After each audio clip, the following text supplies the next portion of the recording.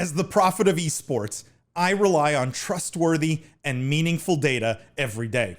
Data from our research partner, YouGov, offers the most complete view of esports fans and gamers in the world, providing context to who they are, what they think, the brands they buy, and things they do. YouGov's connected insights and research services inform strategy at every level. If you're a team, a brand, agency, or rights holder, you should be talking with YouGov. Their partners measure and maximize ROI and are telling compelling stories with data. Visit yougov.com/gaming-esports to learn more. This is a good recurring theme on this live stream.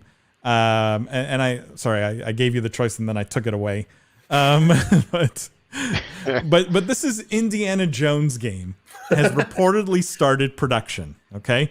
And what's also interesting about this article, other than the headline, is supposedly the executive producer on the game is going to be none other than Todd Howard of Bethesda fame.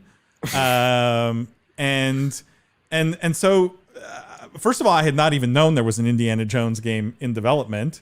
And it's obviously it's backed by Microsoft because of the Bethesda acquisition now, right? So it's a Microsoft game now. Yeah.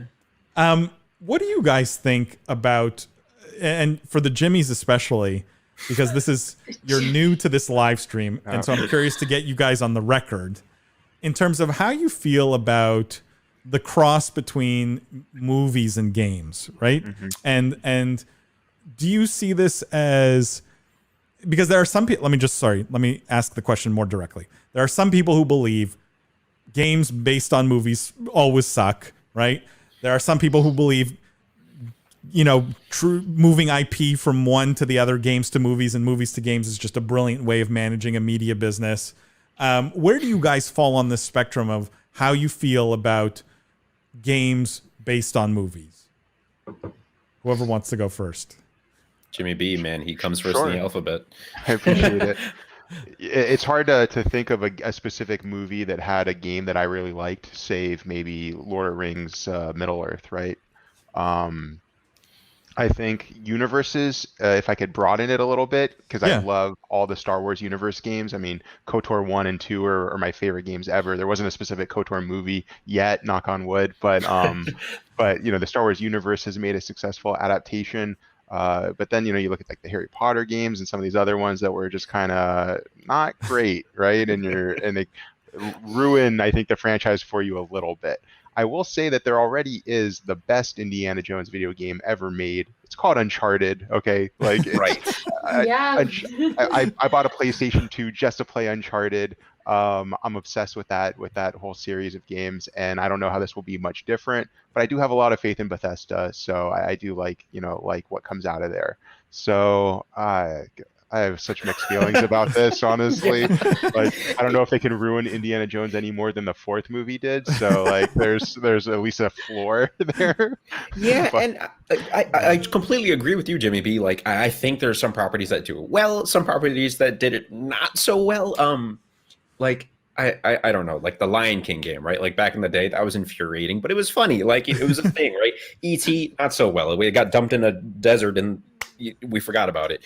Mm-hmm. This Indiana Jones, I personally don't. Who asked for an Indiana Jones video game? Like you said, we have Uncharted. They did it so well. Uncharted, Tomb Raider. I mean, so many great games. The IP itself is, pardon if I'm speaking like a Zoomer here. The IP of Indiana Jones doesn't really make sense as a game, because what child is going to be like, yes, Indiana Jones, my favorite movie? Like, what? Right. Especially if it's Harrison Ford Indiana Jones, right? Because then, I don't know if there are many Zoomers who will have any clue what they're playing. I do think the Tomb Raider movies and the games were I mean, I liked all the movies, and the opposite point though is like with Assassin's Creed, right? Great game, terrible movie. So I just think maybe it's just the combination. One of the two has to fail, but it's a gamble as to which. Right. Warcraft, yeah. I mean, Tess brings up that point. Movies based on games are also cursed. So, if we're trying to get to basic principles here, is it the one, like the original IP is always good, and then if you move it somewhere else, it becomes no good? Like, does this hold true? I mean, Tomb Raider doesn't. Yeah, Tomb Raider is pretty. Right. I think TV is safe, right? Like The Witcher on Netflix, I thought I really liked it. And there's, like the Pokemon cartoon is awesome. So I think TV's safe. But like the business guy in me. Sorry, Lindsay, go ahead. Oh, there was actually a long New York Times article this week about how movie studios are reaching to games for IP. Mm-hmm. So it's funny that the same week this comes out with a movie studio. I mean, this has all the elements, right? It has Indiana Jones and Bethesda, Microsoft, Todd Howard. Like it should succeed, right?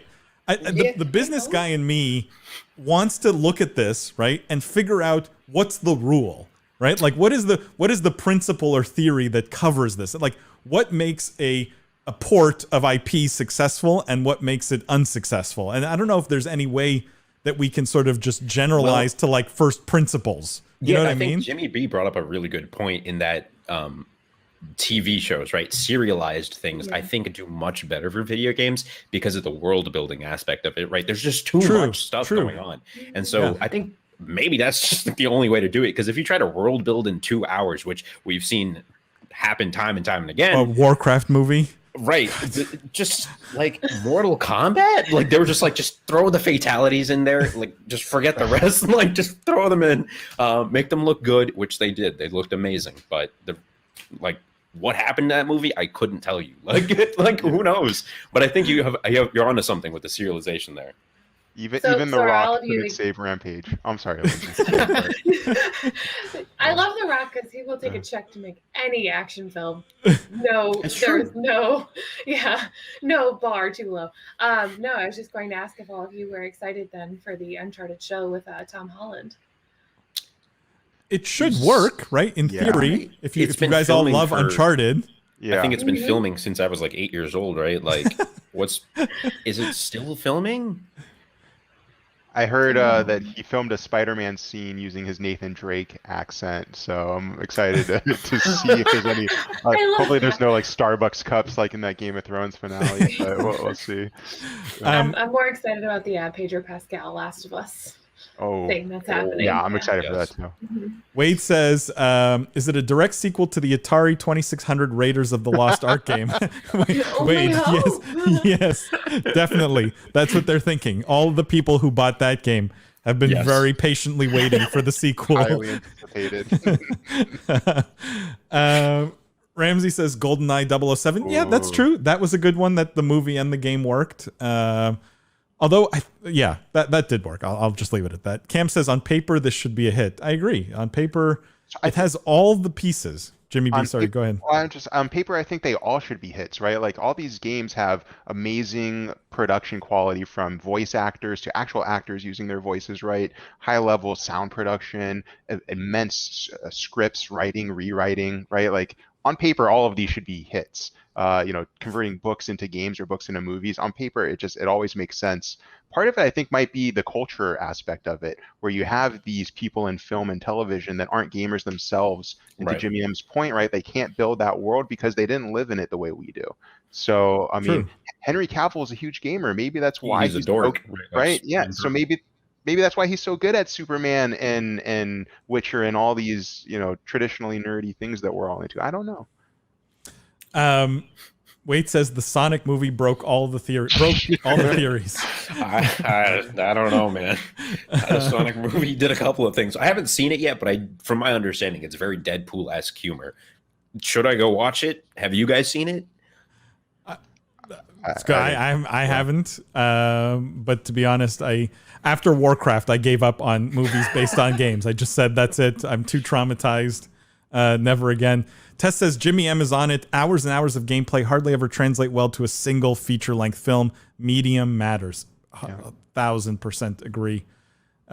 Tess. Actually, guys, before we get, we have one last story here. Before we get to it, I just want to put an ask out to everyone watching or everyone who watches this after the fact as a VOD or whatever else. Would love for you guys to send comments, send ideas. We will need, for the two Jimmys, they will need their own nicknames. And so I want to hear some suggestions for what we could do for Jimmy M and Jimmy B, because I don't want to keep doing Jimmy M and Jimmy B every week. It's way too much of a mouthful. I don't know if it's show appropriate, but my Warzone group calls me Thick Boy, so I'm just throwing that out there. Whoa, that's quality, man. If we got Thick Boy on the stream, Thick Boy Summer. I also don't want to have to say Thick Boy 50 times a live stream. So, Thick Boy, what are your thoughts on the financials in Japan?